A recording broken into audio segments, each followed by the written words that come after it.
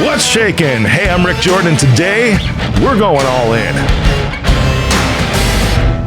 All right, today I've got this thing, and I've got, my team does one sheets in front of me all the time, and on this one sheet, it says that this dude is a serial entrepreneur, and I can't tell you how many times that I see that on a sheet somewhere, that somebody labels themselves, or they had a branding team label them a serial entrepreneur, but today, I think we got the real deal. Because taking a look at it, everything that this dude has done, it's phenomenal. And just a lot of areas, kind of a dude after my own heart when it looks like always trying to find the next evolution of the market space and what's going on. So I am such in a place to where I'm pumped to have this dude on today. Brian Decker. What's shaking, brother? Not much, man, dude. I appreciate it coming out here from Scottsdale, where it's about 118 degrees outside, so I'm enjoying that. Dude, that's just stupid moment right now. That's just stupid. I was in Scottsdale in June one time for a TV appearance, man, and I always say this. It's like I didn't know that my eyes could both melt and completely have all the moisture sucked out at the same freaking time. Oh, dude, it's one of those things where it's kind of like in Chicago where you're at, you suffer through the winter for those amazing months that you get in the summer. We suffered through the 4 months of the summer, so we get that unbelievable weather from end of October to May. Yeah. Well, that's like here, I guess. I never thought of it that way because how you have to dress in some of the winters here, it's like you're both freezing to where you could snap a finger off and you're sweating at the same time. Exactly. That's so intriguing, man. Yeah. I hope you dug how I introduced you because I saw that, right before we jumped on here, that serial entrepreneur. And, there's a lot of individuals. So I'm like, this isn't even like, I wouldn't even call this person an entrepreneur. No offense, like not previous guests on the show because we filter pretty well, but just if you see somebody up on a stage at some obscure event or something like that, like I'm a serial entrepreneur. It's like, really? Like I wouldn't even call you an entrepreneur. You're like a business owner. It's exactly. And it's funny because as the evolution of any business, you're kind of initially labeled as the owner of this company. And then once you start getting to the point, I'm 42 now, so it's been 22 years in the space as an entrepreneur, that really what ended up happening is you can't be like, oh, he owns this company and that company and this company. You just got to say, hey, I, as the world evolves and based on the economic cycles that we're in, I look at what is going to be the next thing and try to position myself with the right people around me to kind of take advantage of it. Well, that's it too, isn't it? Because this word serial, dude, I had no intention of the show going this way until I saw your one sheet today, for real. In front of me, but serial, if you look at like the definition of it, it's like one thing after another. So when you're talking, which is a lot, like I said, we're kind of kindred spirits this way. When you're looking at the evolutions of the market space and what new might be coming, you should not jump into the new unless you've already built the solid foundation before you and whatever else you were. Serial entrepreneur is not supposed to mean like half-assing 20 things. Exactly. You got a whole ass one thing and then a whole ass the next thing and then the next thing. After those are stable, then by all means, be serial. Go to the next thing in line. Yeah, exactly. And you can't I got a piece of advice probably about 15 years ago from a gentleman that was kind of like the definition of a mega producer, and anything he touched, everything turned to gold. And he told me something that always stuck with me. He said, most entrepreneurs make the mistake of getting rid of their golden goose. He goes, you build, and it takes 10 to 15 years of becoming an expert in something to create that golden goose. Then you replace yourself when still running and having that golden goose produce those eggs. Then you take 1 out of every 8 of those golden eggs and you invest it into the next venture and you build that. And then you turn that into a golden goose and you do that. So he's like, you spend 2 years to 15 years building these companies. Do not just start a company and then close it down and build the next one, because you're not really an entrepreneur at that point. You're just a guy who starts businesses and fails more than you succeed. Yeah, it's like going from one job to another. You can only do one thing. Yeah, exactly, dude. I'm glad we feel this way. We both feel this way mutually, So some of your things, man, right now, CEO of Solar Energy, but also the president and founder of Modern Lending, right? And then you get into real estate, then a cryptocurrency investor and educator. Which one of these came first? in your line So of yeah, things? so the mortgage banking. So I mean, when I went to school, to become a CPA and got out of school as an accountant. Went and worked at Deloitte. It was called Deloitte. I wouldn't have pegged you that way. You got way too much personality, dude. Yeah, that's the exact reason. I showed up in Scottsdale randomly at the time. I was in Orange County, and I showed up and I looked around, and I was the only guy with tattoos, the only guy smiling, the only guy with a personality, and I pulled The only guy with white teeth. Yeah, the only guy with white teeth and all that. And I looked around, and I remember I pulled the managing partner aside. And I was like, hey, man, how long have you been, a public accountant for? And he's like, 20 years, man. And I was like, dude, I'm a manager now. I was like, dude, if you don't mind me asking, like, what do you make? Because I want to know, like, if I'm going to invest 20 years, what does that upside look like? He's like, dude, this year I'm probably going to make like 300 grand. And I literally called my dad. Called my dad and said, I'm not being a CPA anymore. He's like, you haven't even finished it yet. I said, Dad, in 20 years, like his high thing he was talking about was 300 grand. Yeah. I don't want to do it. So I went into mortgage, and this was like in 2000, probably 4 at the time. And when everybody got out of the industry in 2008 and 9, with a lot of bruises, I just doubled down and grew my business, and then ended up kind of rising through the ranks, and thank God became, one of the top, 2 or 3 loan officers in the country. That after spending time at a lot of really big companies like Loan Depot and Guaranteed Rate, started Modern Lending, built that up, and then really did that. And then it was about 4 years ago, and I was doing like side investing in different spaces, but that was my Golden Goose. And then in about 2021, I spent 18 years in the space, and turned that over to some of my partners. I still own it today, but just kind of replaced myself, and then really just kind of built, other businesses kind of off that. That's awesome, man. I like it. That legit is the serialness of being an entrepreneur, the one thing after another, for sure, man. I love how you doubled down when everything crashed. I've got a friend who I had on the show a little while back, similar scenario, and there's not many that did that. I mean, I said bruises coming out of that, and now, I mean, I can't imagine being in your shoes these last couple of years with interest rates like the 80s, did you pull that same card again these last couple of years? Just doubled down again? Yeah. Well, what I really did was, I think like anything else, like I learned the signs, right? And I think that's where when your cycles repeat themselves to a certain degree. So the signs started showing themselves probably in like early 2021, mid 2021. And so when I started seeing, the Fed start to raise rates, what I ended up doing was really scaled down to drop our fixed costs way down, put as much as I could on a variable compensation to basically not bleed out, because so many people bled out. And then one of the things that is crazy about the mortgage industry, if you really think about it, is everybody sells the same product.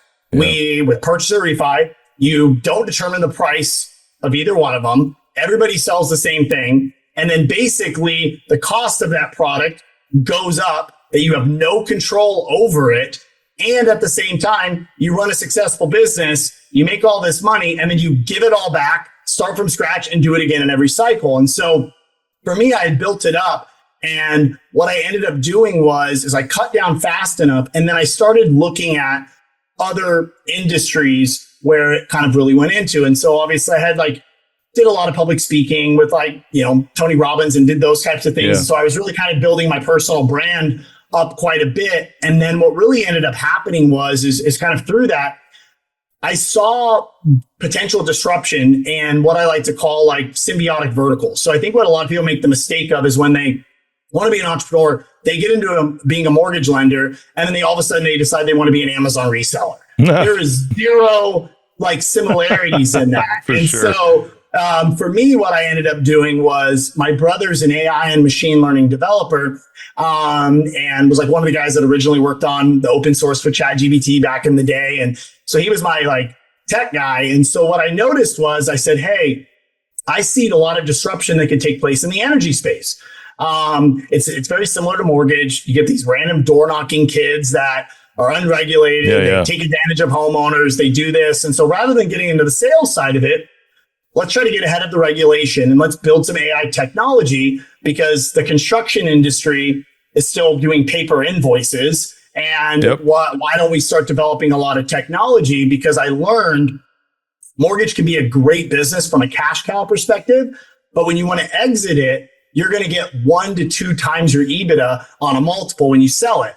So I looked at that and I said, okay, this is great for a golden goose for cash flow, but it isn't going to end up creating the real wealth because of the very low multiple. And so that's kind of how I learned the evolution, was not just choosing a business because it made me a lot of money, but what was going to be a business that I could disrupt an industry in, that was kind of a symbiotic skill to what I had. And then from there, what would give me a good multiple? Because at the end of the day, we eventually want to retire, and the valuation of our business is based on the multiple we get for it, not how much cash we make. For sure it is, when we don't own anything. You're speaking my language there, because I mean, with the public company, I'm doing a roll up and everything's on multiples, But when you were talking, it's like, only 1 to 2x. It's like a mortgage business.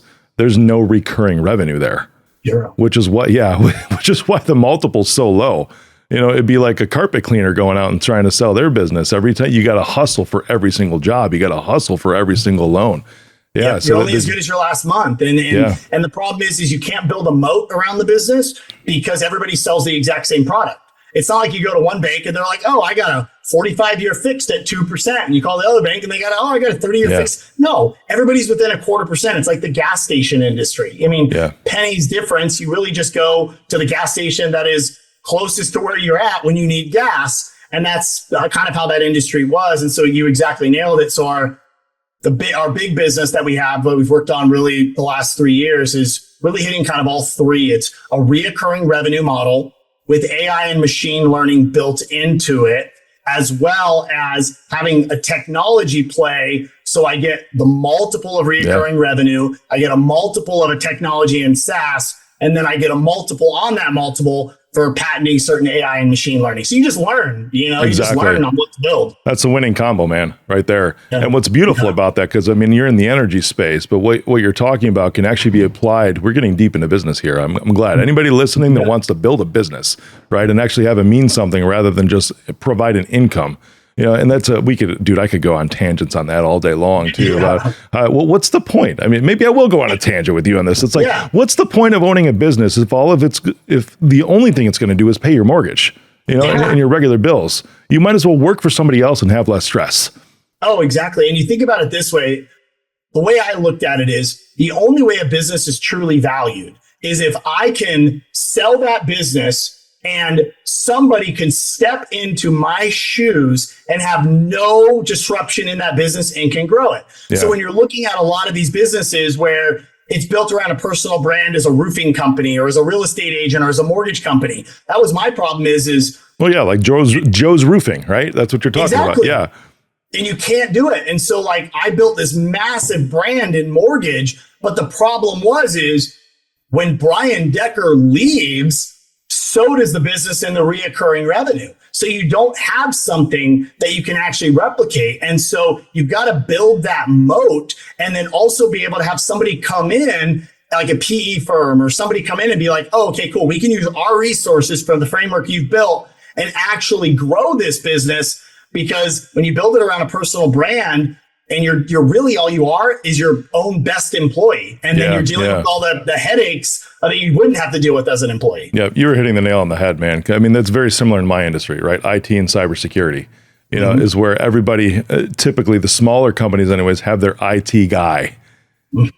So everyone's like, Brian did this personal brand. He's on social and everything. It's like, no, what Brian's talking about here is a single human centric business. That's what you mean by personal brand in this scenario. Yes. So it's like, hey, I've got a guy who can do this for you. It's the same thing, whether you're in IT, in mortgage lending, or carpet cleaning, like we talked about, right? Or a dealership salesman in vehicles. It's built around a single human, and it's not scalable that way. Yep, exactly. Because it's a kind of a catch-22, because as a salesperson, you are taught to build a really big personal brand, create those relationships with your brand to drive sales. But then if you ever want to exit out of it, guess what? You basically are a professional athlete, right? Yeah. Versus being the owner of the team, right? And it's a difference. And so that is what I really learned is even though I made multiple seven figures for all these years doing loans, the problem is I was a professional athlete. The second I didn't want to play the game anymore, I had a small little pension like that you get, versus I learned is saying, okay, I need to focus on building a business that it is not centered around solely on me, so that when I want to exit it someday, they're not like, well, you got to stay with it for 12 years. Yeah. I think we could go one layer deeper. So come on this journey with me here a bit. Because I think also when you're talking about scaling, because you did the right thing. I think I did the right thing, to where we became spokespeople for the brand rather than being the brand. And that I also see another challenge to scaling too with people that work for you or work in the organization, because you mentioned salespeople, but I'm also thinking maybe people on the operations side too, because those individuals, whereas the founder should become the spokesperson of the brand in order to allow scaling, the people that work for the company then become the facilitators of the connections. I've never talked about something like this before. This is cool. We went this way, man. And it's and because of that, it's like if you have individuals that have difficulty, if they're on a service side, if they have difficulty delegating because nobody does it like they do, they have tried to build those customer relationships around themselves, which is like a mini version of what you're talking about here, which is also death to the possibility of scaling. Yep. And I think one of the things that I learned, so one of my mentors now is a gentleman by the name of Matt Ishby. He owns the largest mortgage company in the country, and he also owns the Phoenix Suns. And I had a problem like we all do. Every visionary that builds a business has a very difficult thing of delegating because we're like, I can do it better. And he says something to me I'll never forget. He goes, here's the problem. Sure, you're going to do it 100% as good, but there's one of you. So imagine if you got 70 of you that could do it 70% as good. So even if they only won 7 out of every 10 deals, but you have 70 of them, okay, you have 490 deals. Can you do 490 deals every month? No, you can't. Just accept and never let perfect get in the way of good. Dude, that's beautiful. That is the magic number too, dude. For real. The 7 out of 10, the 70%. I like the inverse of that as well, because it's a reality check. It's like that means, and you need to be okay with, if you want to scale, you need to be okay with, they're going to fuck it up 3 out of 10 times. Yep. And I think for me, that's what I ended up structuring my mortgage. I ended up leveraging it where I built the brand, but what I did and the way I kind of facilitated it with all the relations we had, I said, hey, here's the deal. I want you to understand something. So I'll use it in mortgage and real estate so people understand. I say, hey, you're a real estate agent. You're calling me right now that you need me to go ahead and get this client pre-approved. And then your husband who works with you is also calling me up because he needs loan documents out right now and right then. And then your assistant is calling me because they need this appraisal back right now. I am one human being. Which one of the 3 of those do I choose? Because the other 2 are going to get sacrificed. Those are tasks. The skill for me is building the system in place that gives the in and out experience of a repeatable process without me involved in it. So anything that is a task, I'm going to train mini-me's that can do that task so I can do all 3 of those things. And then whichever one of those tasks requires a skill, then I can step in and train that person on it. And they were like, oh, that's cool. I don't really care if it's you, as long as it just gets done. And once I heard that, I was like, oh my God, my ego is what's getting in the way of me scaling. Bingo, exactly. And you know what? That's the thing. It's like nobody really gives 2 shits, dude. Is that what they care about is exactly what you said, that it just gets done. I mean, going through an SEC audit right now, right? And the audit, there was something there, and it's like, I was trying to get the exact methods that he was going to use and all this thing, and just arguing he was, right? And at the end of the day, I was like, you know what? I would love to be wrong in this case, because that means you're right and it just gets done. That's it. Exactly. And I think there's beauty in that. Like I tell people all the time, doesn't matter what company it is. I said, hey, you know what? Just because I'm the CEO of this, please challenge everything I do. Because as a visionary, I see where I'm going in the future and potential problems in the future. The problem is I forget to tie my shoe sometimes when I'm walking because I'm looking so far ahead. So that's why for me, what I learned is I cannot be a visionary and an integrator. What I use is I have to get a really good integrator, but he also sees my vision, but he has that ability to be like, whoa, Brian, let me cross some T's and dot some I's. You stay on the vision. I'll just sit there in front of you and keep tying your shoe and picking up your money and doing everything. And you just keep going. I love it. Dude, I love our energy too. I'm thinking, obviously we're two salespeople because we're just getting jazzed over this stuff, right? I was thinking about this, like we have been like 120 miles an hour this entire past 20 minutes here. It's been I don't know, but that's like me all day too. You know, me too. There's some shows that it's like, we get nice and chill and we talk about some things, but then others it's like, we're just going balls to the wall. This is how you scale a freaking business. Look at our backgrounds. We're ready to go. Yeah. We should have known when we got on this between the two of our backgrounds behind us. Yeah, right on, man. Right on, brother. So, dude, why do you do all this anyways? Let's get a little personal as we wrap. Why do you do all this? Yeah. Here's the thing is I think I define people really as they exist in really 4 categories in life. And I don't think people choose innately their category that they're in. I kind of break everything down.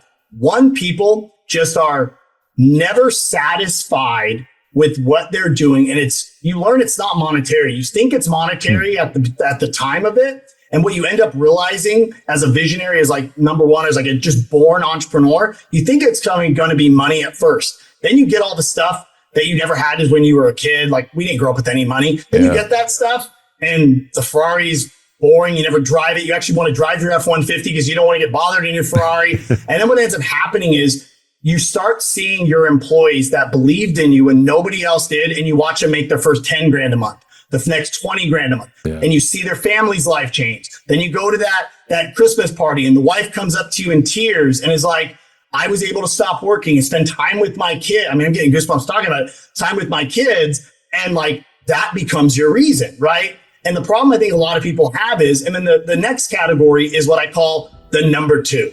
If the number 2, they are that integrated, they're that right-hand person, they sometimes make the mistake of thinking they need to be a number 1 and they fail as a number 1 and they don't realize being that number 2, maybe they are not that visionary, but they are that executor, that integrator. They will make way more money and have way more joy in their life. They rule the world. Rule the world is that number 2. Right. And I think that's where a lot of people make the mistake because I'm sure like you on social, I get hit up all the time. Hey, man, I got a great job. I'm doing this and this and this, but I really want to be an entrepreneur. And I always ask them, I say, at the end of it, what makes you want to be an entrepreneur? And they say, well, money. Wrong answer, man. Yep. Stay in a number 2. You're going to make way more money in a number 2. And then number 3, you have your worker bee. The worker bee, you have a quality of life for the majority of your life that you and I will never get to experience. Like we are in our own heads. We have a hard time being present around our family. We're unsatisfied a lot of times when people look at us from the outside and they can have a skill. They don't have any of the stress and they find joy there. And then the 4th category is they just don't contribute to society. But the fact is those 3 categories, somebody that is a really good worker bee, that accountant at that firm or that attorney at that firm, they will make way more money in that role than trying to be a number 1 in that role. And I think that's where people have to look at and really analyze where they're at because your joy will be motivated on a completely different, and you need to be in your lane. And so I know for me in my lane, like my biggest and greatest joy are those conversations with those wives at that Christmas party. They're doing that, I love it, man. That's awesome, dude. It almost sounded like you had that rehearsed a little bit, but it's. I wish. I know, but that's exactly my point. Is that it just came directly from your heart when I asked. It's like, why do you do all this, dude? I appreciate you. I think you're awesome. Everybody needs to follow you at the Brian Decker, on Instagram and also thebriandecker.com. Dude, thanks for coming on today and just spilling a bunch of knowledge. Oh, thank you, Rick. I appreciate you having me on, brother. Thank you, man.